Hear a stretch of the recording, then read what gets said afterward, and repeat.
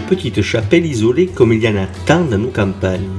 Souvent, la chapelle est sur le parcours des processions rituelles chargées d'attirer les bonnes grâces du Seigneur sur le territoire villageois. Ici, Saint-Caprais présente une certaine originalité car elle marque l'emplacement d'un village disparu dont on trouve des traces aux alentours du XIIIe siècle et dont on peut faire remonter l'existence beaucoup plus loin. Si des documents écrits apportent la preuve de l'existence d'un habitat aggloméré ici, je pense en particulier à une transaction passée entre les habitants de Saint-Caprais et leurs voisins de Maraillargues, relativement aux frontières séparant leurs territoires respectifs, on peut néanmoins avoir une idée de l'étendue du village grâce à la photographie satellitaire. Nous le savons depuis plusieurs décennies maintenant, les structures enfouies depuis des siècles laissent des marques à la surface du sol, même à l'aplomb des structures enfouies.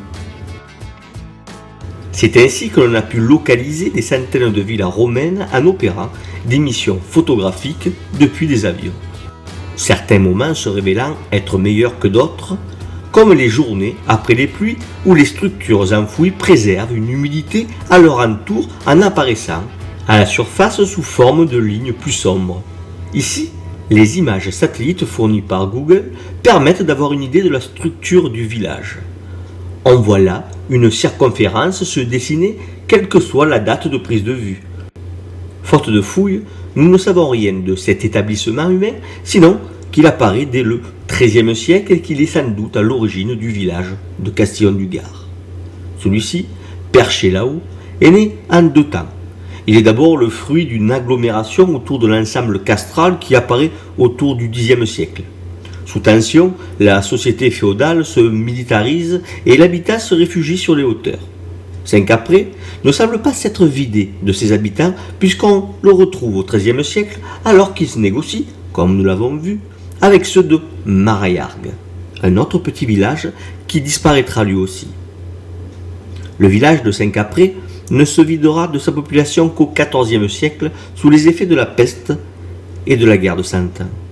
Désormais, démunis face à tant de dangers, les habitants du petit village n'ont plus d'autre possibilité que celle de se réfugier sur les hauteurs, près du château. Mais cette migration se fera au prix d'une transaction avec ceux qui vivaient déjà perchés.